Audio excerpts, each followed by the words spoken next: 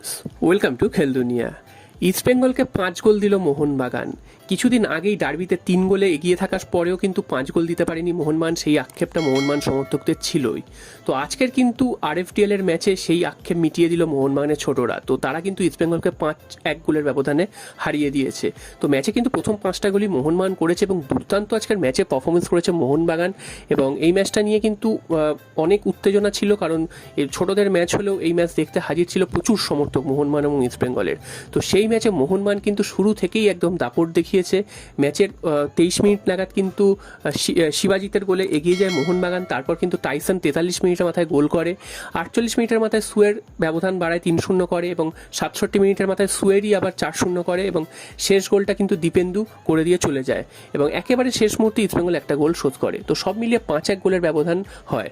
তো মোহনবাগানকে ইস্টবেঙ্গল একবার 5-0 গোলে হারিয়ে দিয়েছিল 1975 সালে। তারপর সেই বদলা কিন্তু মোহনবাগান নিয়ে নিয়েছিল 2009 সালে আই লিগের ডার্বিতে। তো তারপরও কিন্তু দুটো দল কিন্তু আর কখনো কেউ কাউকে 5 গোল দিতে পারেনি। তো এরকম কিন্তু অনেকবার পরিস্থিতি হয়েছে যে 4 গোল হয়ে গেছে 5 গোল হতে পারে, বা 3 গোল হয়েছে 5 গোল হতে পারে, এরকম কিন্তু অনেকবার পরিস্থিতি সৃষ্টি হয়েছে। তবে শেষ পর্যন্ত কিন্তু 5 গোল হয়নি কোনো ম্যাচে।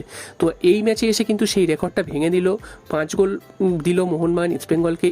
এর থেকেও বড় ব্যবধান হতে পারতো, অনেকগুলো গোল মিস করেছে এবং প্রথমে দুটো সুন্দর ফ্রিকিক মেরেছে, সেই ফ্রিকিক থেকে গোলগুলো এসছে, সেটাও কিন্তু দেখার মতন। এবং উল্লেখযোগ্য ব্যাপার হচ্ছে এই ম্যাচে কিন্তু আইএসএল এর অনেক খেলোয়াড়ই কিন্তু খেলেছে। বিশেষ করে উল্লেখযোগ্য হচ্ছে ইস্টবেঙ্গলের সায়ন ব্যানার্জি। এই প্লেয়ারটিকে নিয়ে কিন্তু ইস্টবেঙ্গল কিন্তু অনেকটাই উৎফুল্ল ছিল, কারণ এই প্লেয়ারটি কিন্তু খুব ভালো পারফরমেন্স করছিল লাস্ট কয়েকটা ম্যাচে। তো সেই প্লেয়ারটিও কিন্তু এই ম্যাচে ছিল, তবে এই ম্যাচে কিন্তু তিনি একদমই দাগ কাটতে পারেনি। তো সব মিলিয়ে মোহনবাগানের কাছে 5 গোল খেলো ইস্টবেঙ্গল এবং ইস্টবেঙ্গল থেকে তো এগিয়ে গেলই মোহনবাগান।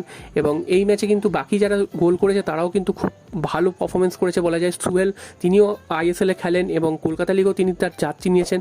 তো এই ম্যাচে নেমে তিনি কিন্তু 2খানা গোল করেছেন, সেটাও কিন্তু বিরতির পর। এবং যে গোলগুলো করেছে সেগুলো কিন্তু খুব সুন্দর সুন্দর গোল। দুটো ফ্রিকিক থেকে তো গোল তো বললামই, এছাড়াও হেড করে কর্নার থেকে গোল এসছে, এছাড়াও কিন্তু ক্রস করেছে, সেই ক্রসে মাথা ছুঁয়ে গোল এসছে। তো সব মিলে কিন্তু একটা দুর্দান্ত পারফরমেন্স করেছে মোহনবাগান এবং 5 গোল কিন্তু ইস্টবেঙ্গলকে দিল। এবং গতকালই কিন্তু একটা ছোটদের ডার্বি ছিল, সেটাও কিন্তু অনূর্ধ্ব 13, সেখানেও 5-5 স্কোর লাইন হয়েছে। তবে কেউই কিন্তু আশা করেনি আজকের ম্যাচে 5 গোল হবে। তো সেটাই কিন্তু মোহনবাগান করে দেখালো। কিছুদিন আগেই মোহনবাগান সমর্থকদের আক্ষেপ ছিল যে বিরতিতে 3-0 গোলে মোহনবাগান এগিয়েছিল, সেই ম্যাচে